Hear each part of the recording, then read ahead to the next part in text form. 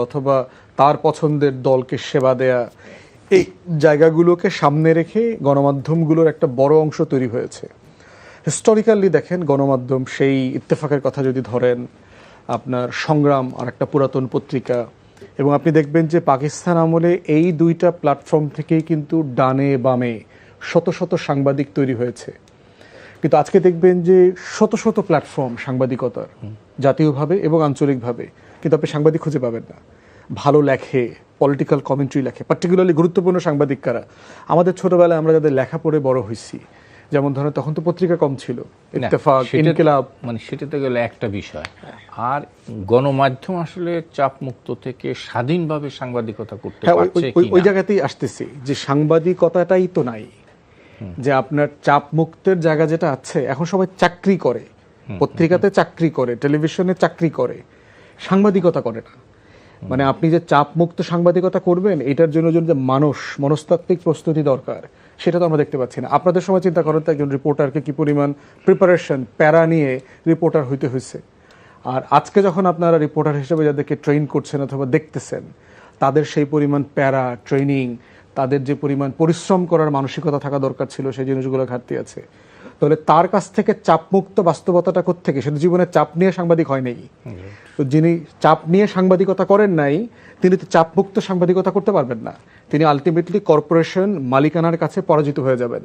এবং এই জন্য দেখেন, প্রতিটা দল যখন ক্ষমতা বদলায়, গণমাধ্যমের বক্তব্য চেঞ্জ হয়ে যাচ্ছে, টোন পরিবর্তন হচ্ছে, ভিতরের মালিকানা পরিবর্তন হয়ে যাচ্ছে, বিভিন্ন দলের লোক এসে পদ ক্রিয়েট করে বেতন সহ বসতেছে। এই গত 1.5 বছরে আমরা দেখলাম বড় বড় রাজনৈতিক দলের নেতাকর্মীরা কিভাবে গণমাধ্যম দখল করে ফেললো ইন্টারনালি। মালিকগুলো কিছু বলে নেই। তাহলে দেখেন, মালিকরাও কিন্তু একই প্রসেসের সাথে ইনভলভ হয়ে গেছে। এরপরে সুযোগ সুবিধার কথা চিন্তা করেন, যে আপনি মেধাবী ছেলে মেয়েদেরকে সাংবাদিকতায় চান, কিন্তু আপনি তাকে কর্মচারীর বেতন দিচ্ছেন না। কিন্তু মেধাবীরা এখন যেটা হচ্ছে ফোদ ভাই, অতি মেধাবীরা অনেকেই মানে এই পেশা আসছে না। যারা আমরা দেখেছি 80 দশকে দেখেছি, 70 দশকে দেখেছি, যারাও আসছে আমরা দেখেছি, মানে দেখছি যে তারাও সুইচ করছে, ব্যাংকে চাকরি নিয়ে যাচ্ছে, অন্য কোথাও যাচ্ছে। আমাদের এতেই, আমাদের এখানেই যারা ছিল, মেট্রিককে স্ট্যান্ড করা ছাত্র ছিল, কিন্তু তারা চলে যাচ্ছে, পেট তো চলছে না। এদিক থেকে দেখবেন যে প্রথম আলো, ডেইলি স্টার কিন্তু একটা স্ট্যান্ডার্ড সেট করবার চেষ্টা করেছে তাদের সহকর্মীদের জন্য। চাপের যে বিষয়, সেই স্বাধীনভাবে আমরা সাংবাদিকতা করতে পারি, এটার জন্য কর্পোরেশন মুক্ত করতে হবে আপনার সাংবাদিকতার মালিকানা। শুধু কি কর্পোরেশন, এটা একটা গুরুত্বপূর্ণ জায়গা। রাজনৈতিক অন্যান্য বিষয় কি নাই? ওটা আছে, কিন্তু আপনি যখনই এটা কর্পোরেশন মুক্ত করে ফেলতে পারবেন, কারণ মালিকরাই তো রাজনৈতিক লোক। অলমোস্ট প্রত্যেকটা টেলিভিশন পত্রিকার মালিক পক্ষই তো রাজনৈতিক লোক। তাহলে আপনি তো চাপের মধ্যেই জন্মাইছেন। তাহলে যে চাপের মধ্যে জন্মাইছে, তাকে তো আলাদা করে রাজনীতি থেকে চাপ বাইরে থাকার দরকার নাই। আপনি তো ওই চাপের মধ্যেই আছেন অলরেডি। আপনি টর্নেডোর যে সাইকেলটা আছে, ওই সাইকেলের ভিতরেই আপনি আছেন অলরেডি, জন্মটা ওইখানে। অর্থাৎ সেই জায়গাটা মুক্ত করবার জন্য একটা কম্প্রিহেন্সিভ আলোচনা দরকার। মালিকানার প্রশ্ন, যেটা দেখবেন ওই যে গণমাধ্যম সংস্কার কমিশন যেটা হয়েছে, তারা কিন্তু বেশ কিছু গুরুত্বপূর্ণ ভালো সংস্কার প্রস্তাবনা দিয়েছে।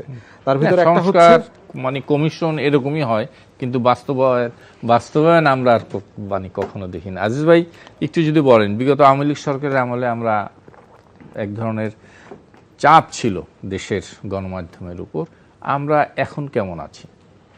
আসলে আমি 80 সালে এই প্রফেশনে আসছি। বেসিক্যালি 78 ওটা ধরি না, আমি অবজারভারে জয়েন করছি 80 সালে। তখন থেকে আমি দেখি যে অল্প 3-4টা বছর আমি কাজ করেছি, এরপরে তো আমি দেখছি যে চাপের মধ্যেই তো গণমাধ্যম আছে। আবার বিশ্ব গণমাধ্যম যেটা বললেন দেশ, এটা তো border reporters without border report করে প্রতি বছরে, গত বছরেরটা এবছর করে, এরকম। তা এবারে কিন্তু সারা পৃথিবী জুড়ে দেখা গেছে 25 বছরের চাইতে গণমাধ্যমের স্বাধীনতার সব জায়গায় অবলম্বন ঘটেছে। বাংলাদেশের অবস্থা আরো ঘটেছে গত বছরের তুলনায়। গত বছর তো অন্তর্বর্তীকালীন সরকার প্রধানত ছিল, কিন্তু সেখানে তো অবলম্বন হওয়ার কথা ছিল না, কিন্তু হয়েছে। কারণ হচ্ছে কি, গণমাধ্যমের তো একটা দর্শন আছে। আমার ব্যক্তিগত এক্সপেরিয়েন্স থেকে বলি, আমি হামিদুল হক চৌধুরীকে পেয়েছি। হামিদুল হক চৌধুরী পাকিস্তানের ফরেন মিনিস্টার ছিল। সারা বিশ্বব্যাপী স্বাধীনতার যুদ্ধের বিরুদ্ধে তিনি কথা বলেছেন। কিন্তু অবজারভার কিন্তু স্বাধীনতার পক্ষে ছিল বিকজ অফ সাংবাদিক। আমি ডেইলি স্টারে গেছি, 8 বছর ছিলাম ডেইলি স্টারে। লতিফুর রহমান মালিক ছিল, আমি তার চেহারা দেখিনি, 8 বছরে দেখিনি। এস এম আলী এডিটর ছিল, তিনিই ফাইনাল, তিনিই শুরু। আমি টেলিগ্রাফে গেছি, চিন্তা করেন, টেলিগ্রাফ বের করছে ইনকলাব গ্রুপ। ইনকলাবের তখন একটা ঘটনায় ওই রাজাকার, খুনি এই কথা কয়ে রিপোর্ট করছে। ইনকলাবে ফার্স্ট পেজে 1 কলম ছাপতো, তার পক্ষে আর একটা স্টেটমেন্ট 1 কলম ছাপতো। এই মালিক আছে? এই মালিক এখন আছে? নাই। এখন যদি গণমাধ্যমের স্বাধীনতার কথা বলেন, তাহলে যতগুলো প্রতিষ্ঠান আছে প্রতিষ্ঠানের মালিকের স্বাধীনতা হবে, সংবাদপত্রের স্বাধীনতা কিন্তু হবে না। মানে আজিজ ভাই, আপনি এটা একদম মানে খুবই কারেক্টলি আপনি পয়েন্ট আউট করেছেন, কিন্তু এর পাশাপাশি যে আমরা যে সাংবাদিকতা করছি, সেই যে রাজনৈতিক যে একটা ওটা আমি বলছি, যে পরিবেশ থাকে, সেখানে কি মুক্তভাবে এই সাংবাদিকতা আমরা করতে পারছি? এটা বলা হচ্ছে, শোনেন, আমি অনেক বক্তৃতায় বলছি, আমি তো ফেডারেশনের মহাসচিব ছিলাম 3 বার। আমি রাজনীতিবিদদেরও বলছি, রাজনীতিবিদদের গণতন্ত্র দরকার নেই। তো অনেক দেশে গণতন্ত্র নাই, দেশ ধনী আছে, মাটির থেকে তেল বের হয়, এবার স্বৈরাচার আছে, ধনী বানাইছে না, কোন রাজতন্ত্র আছে। কিন্তু গণতন্ত্র না থাকলে সাংবাদিকতার স্বাধীনতা থাকে না। যতটুকু গণতন্ত্র যে দেশে, সাংবাদিকতার স্বাধীনতা ততটুকু।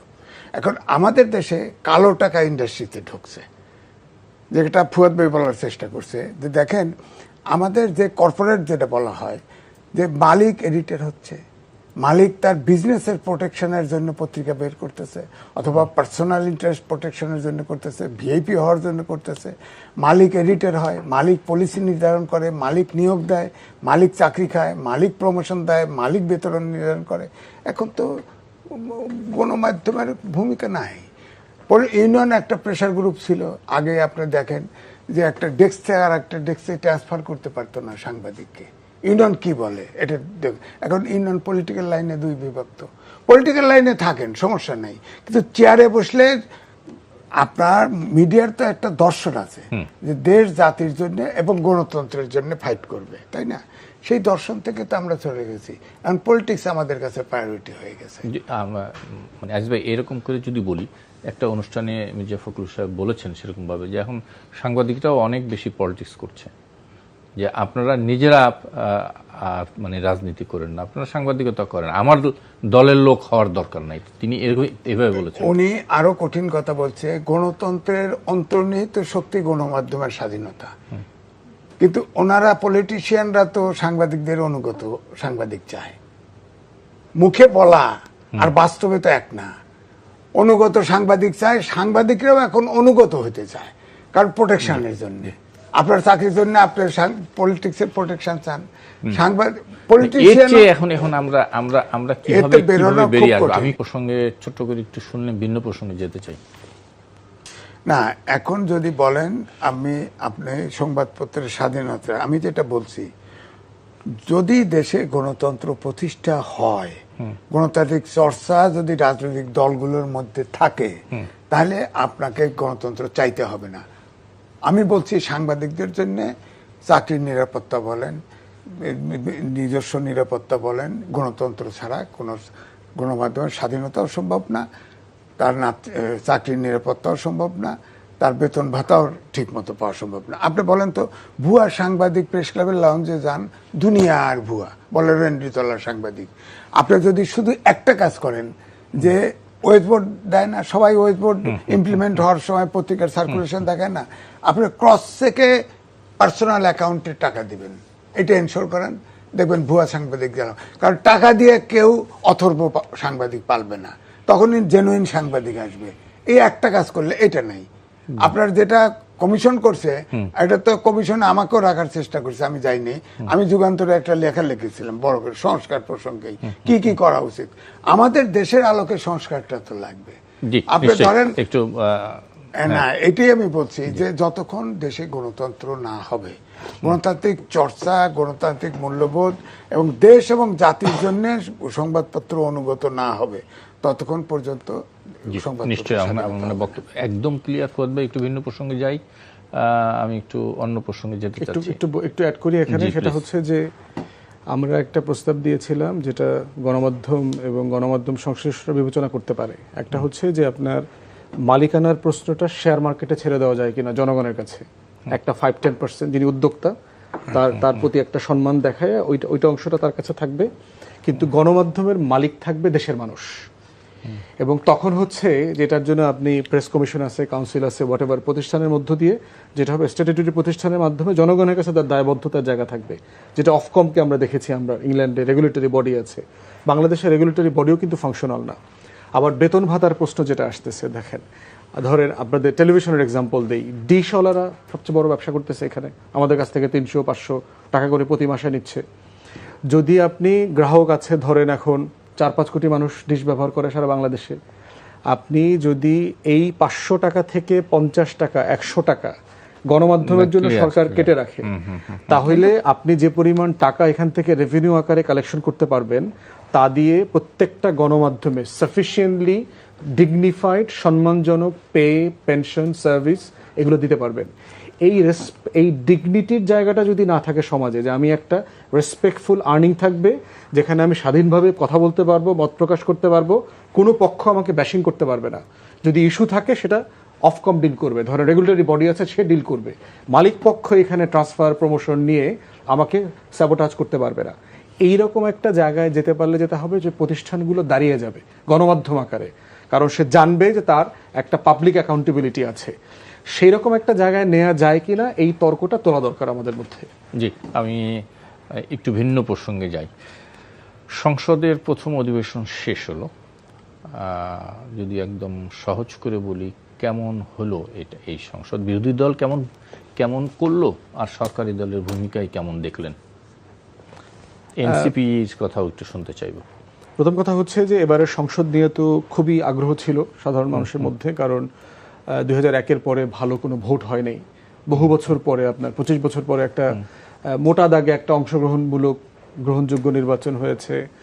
এবং এই নির্বাচনের এইবারের সংসদের একটা ক্যারেক্টারিস্টিক্স হচ্ছে যে মানে টোটাল পক্ষগুলোই হচ্ছে আপনার জাতীয়তাবাদী পক্ষ, যারা মোটা দাগে ধরেন শহীদ জিয়াউর রহমানের রাষ্ট্র প্রকল্পের যে ধারা সেই জায়গাতে আছে, মানে খুবই হস্টাইল, একদিনের জন্য শান্তিতে থাকতে দিব না এমন কোনো বিরোধী দল এই সংসদে নাই। কিন্তু এটা তো একটা মানে বিতর্কও আছে না, ওইটা বলা হচ্ছে যে একদম মানে কুসুম মানে সেটা সমালোচনাতে আসতেছি, বাট মোটা দাগে এমন একটা ফ্রেম থেকে সবাই নির্বাচিত হয়েছে যারা আধিপত্যবাদ বিরোধী, যারা বাংলাদেশের স্বাধীনতা সার্বভৌমত্বের পক্ষের শক্তি, এবং যারা মূল্যবোধ আমাদের সমাজের যেটা আছে এই মূল্যবোধকে ধারণ করে, এই বর্গের ভিতরে সবাই আছে। অতএব সেই জায়গা থেকে গণ অভ্যুত্থানের অ্যাসপিরেশন থেকে এই সংসদের প্রতি প্রত্যাশা অনেক বেশি। এবং প্রথম দিকে এবং এখনো এটা গ্র্যাজুয়ালি কমে যাচ্ছে, মানে টিআরপিতে আপনারা খেয়াল করেছেন যে মানুষ যে পরিমাণ সংসদের প্রোগ্রামগুলো, নিউজগুলো দেখতে পাচ্ছে। পারফরমেন্স ওয়াইজ হচ্ছে যে জুলাই সনদের ব্যাপারে যে এবং 133টার ভিতরে অর্ডিন্যান্সের ভিতরে যে গুরুত্বপূর্ণ অর্ডিন্যান্সগুলো যেগুলো ড্রপ করেছে সরকারি দল বিভিন্ন অজুহাতে, এগুলো নিয়ে আমরা এখানে অনেক আলোচনা করেছি, আপনার এখানে বিভিন্ন খুবই দুর্বল অজুহাতে ড্রপ করেছে। এইটা সরকারি দল এবং এই সংসদের ব্যাপারে আমাদেরকে হতাশ করেছে, পুরো দেশবাসীকে হতাশ করেছে, যে এটা নিয়ে তাদের নোট অফ ডিসেন্ট ছিল না, কোনো মৌলিক যুক্তিতর্ক ছিল না, এবং বিরোধী দলও সেই বিষয়টা যতটা মানে লাউডলি এটা রেজ করা দরকার ছিল সংসদে এবং সংসদের বাইরে, এটা আমরা মনে হয়েছে এখানে আমাদের প্রত্যাশার ঘাটতি হয়েছে। একটা বড় কারণ হলো দেখবেন সরকারি দলেও তাই, বিরোধী দলে সব মিলায় বিশাল সংখ্যক সংসদ সদস্য হচ্ছে নতুন, প্রথমবার মাত্র সংসদে আসছে 212 বা 13 তারও বেশি এরকম। ধরেন সব মিলায় বিএনপি জামাতের হয়তো 4 জন, আর বিএনপির দেখলাম আপনার এরকম 70-75 জন আর কি। এই 80-র বাইরে আপনার পুরো মানে নতুন একটা সেট আসছে। তো নতুন সেটের একটা লিমিটেশন হচ্ছে সে রুলস অফ বিজনেস বুঝতে তার একটু সময় লাগতেছে। কোন বিরোধী দলের নেতা বলেছে যে মাননীয় স্পিকার আমাদের তো কোন বিধিতে কোন কথা বলতে হবে এটা তো বুঝতে সময় লাগতেছে, বাট কথা বলতে দিয়ে না আর কি, যে যখন যেটা কথা বলা যায়। তো সেই জায়গাতে রিলেটিভলি বিরোধী দলের ভিতরে এনসিপির 2-3 জনের পারফরমেন্স আমার কাছে ভালো মনে হয়েছে। তারা কথা বলতে পারতেছে, রাজনৈতিক বক্তব্য যেটা রাজনৈতিক ইস্যুতে রাজনৈতিক গ্রামার ফলো করে যে কথা বলাটা, সেখানে এনসিপির ধরেন হাসনাত, নাহিদ, আক্তার, ওরা বেশ ভালো বলছে আর কি, এবং পার্লামেন্টের ভিতরেও যারা আছে তাদের কাছ থেকে সরকারি দল থেকে দেখলাম ভালো ফিডব্যাক আসছে। সরকারি দলে সালাউদ্দিন ভাইকে আমরা অনেক সমালোচনা করতে পারি, বাট আমার কাছে মনে হয়েছে হি ইজ দ্য বেস্ট পার্লামেন্টারিয়েট এখন পর্যন্ত সরকারি দলের ভিতরে। যথেষ্ট লেখাপড়া করে আসেন, all the time prepared, composed, এবং যথেষ্ট রেফারেন্স দিয়ে কথা বলেন। আমি তার সমালোচনা করব, আমি তার সাথে একমত না সেটা আমি বলবো বিভিন্ন জায়গাতে, বাট প্রিপারেশন ওয়াইজ পার্লামেন্টারিয়ানের যে চরিত্র থাকা দরকার সেটা তার ভিতরে দেখেছি। ব্যারিস্টার নওশাদ জমির নামে একজন আছেন আপনার, জমিরুদ্দিন সরকার সাহেবের ছেলে, উনি খুব ভালো বলছেন, ভালো কথা বলছেন, এবং মানে জুলাইকে ধারণ করে বিভিন্ন গুরুত্বপূর্ণ কথা বলেছেন। সরকারি দলের হুইপ আশরাফুদ্দিন নিজান খুব গুরুত্বপূর্ণ কিছু কথা বলেছেন, এবং মানে খুবই অ্যাকোমোডেটিভ, সব দলকে নিয়ে একসাথে কাজ করবার যে জায়গাটা আমরা চাচ্ছিলাম সেই জায়গাতে এসে খুব ভালো পারফর্ম করেছে সরকারি দলের জায়গা থেকে। তো অধিকাংশ এমপিরা আসলে কথা বলছেন না এখনো, হয়তো নতুন আর একটু সময় নেবেন, দেখবেন, বুঝবেন। বাট আমি আশা করছি যে বাজেট সেশনে আমাদের একটা কম্পিটেন্সের ক্রাইসিস আসবে আর কি, কারণ অর্থনীতি নিয়ে এমপিরা কথা বলতে পারছেন কিনা আমি জানি না। আজিজ ভাই কখনো পার্লামেন্ট কভার করছেন কিনা? আমাদের রাজনৈতিক ক্যালেন্ডারে সবচেয়ে গুরুত্বপূর্ণ ইভেন্ট হচ্ছে বাজেট। বাজেট নিয়ে কথা বলতে পারার ভিতরে হচ্ছে একজন এমপির ক্যাপাসিটি জাজমেন্ট হবে, যে আসলে সে রাষ্ট্র বোঝে কিনা, রাজনীতি বোঝে কিনা, সেই দেশটা বোঝে কিনা, এই দেশের ভাগ্য বদলের বছরের যে হিসাব নিকাশের খতিয়ান সেখানে সে কথা বলতে পারছে কিনা। যে আমি হিস্টোরিক্যালি যত পার্লামেন্ট দেখেছি, আমাদের পার্লামেন্টের সিরিয়াস ক্রাইসিস হচ্ছে অলমোস্ট অর্থনীতি নিয়ে কেউ কথা বলতে পারে না। আমি আবার একটু আসি আজিজের কাছে, আজিজ ভাই নিশ্চয়ই আপনি এই বিষয়ে বলবেন, কিন্তু আমার একটু জানার আগ্রহ আসলে জুলাইয়ের সনদ, বিশেষ করে গণভোটের ভবিষ্যৎ কি হলো। বিএনপি তো বলছে যে তারা অক্ষরে অক্ষরে পালন করবে, কিন্তু জামাত বলছে জুলাই সনদ থেকে সরে এসছে বিএনপি, প্রথম অধিবেশন শেষ। আসলে কি হলো, কি দাঁড়ালো? দেখেন, বিএনপি যেটা বলেছে, আমরা যেটা স্বাক্ষর করেছি সেটা অক্ষরে অক্ষরে পালন করব, কিন্তু সেটা যদি অক্ষরে অক্ষরে পালনও করে আমাদের প্রত্যাশা পূরণ হবে না। কারণ হচ্ছে ওইখানে ঐক্যমত্য কমিশন অনেক রেয়াত দিয়েছে বিএনপির জন্য, অর্থাৎ বিএনপি সব যেটা স্বাক্ষর করেছে ওখানে নোট অফ ডিসেন্ট আছে। নোট অফ ডিসেন্টগুলো যদি তারা বাস্তবায়ন না করে, ওখানে বলা আছে ব্র্যাকেটে যে নির্বাচনে ইশতেহার দিয়ে যদি জনগণের ম্যান্ডেট পায় তাহলে তাদের মতো করে সেটা বাস্তবায়ন করবে। তার মানে বিএনপি ম্যান্ডেট পেয়ে গেছে, 2/3 মেজরিটি পেয়ে গেছে, তারা নোট অফ ডিসেন্ট যেগুলোতে দিয়েছে সেগুলো তারা বাস্তবায়ন করার থেকে দায় মুক্তি পেয়ে গেছে, যদি ভোটের কথা বলেন। দ্বিতীয় আসেন, ধরেন যেগুলা আপনার 133টা অধ্যাদেশ জারি হয়েছে, এই অধ্যাদেশ জারি 133টা যদি আমি অঙ্ক করে দেখেছি, 18 মাসে যদি হয় প্রত্যেক দিন 4.06টা করে অধ্যাদেশ জারি করতে হয়েছে, এবং এটা মিনিস্ট্রিতে একটা ড্রাফটিং সেল থাকে। এখন এটা ডেপুটি সেক্রেটারি, জয়েন্ট সেক্রেটারি সর্বোচ্চ, তারা তো এক্সপার্ট না, অর্থাৎ ফুয়াদ ভাইদের মতো লয়ার লাগবে। প্রত্যেক দিন তো আর আইন সংশোধন করা যাবে না, সুতরাং এই আইনটা রিভিউ করতে হবে।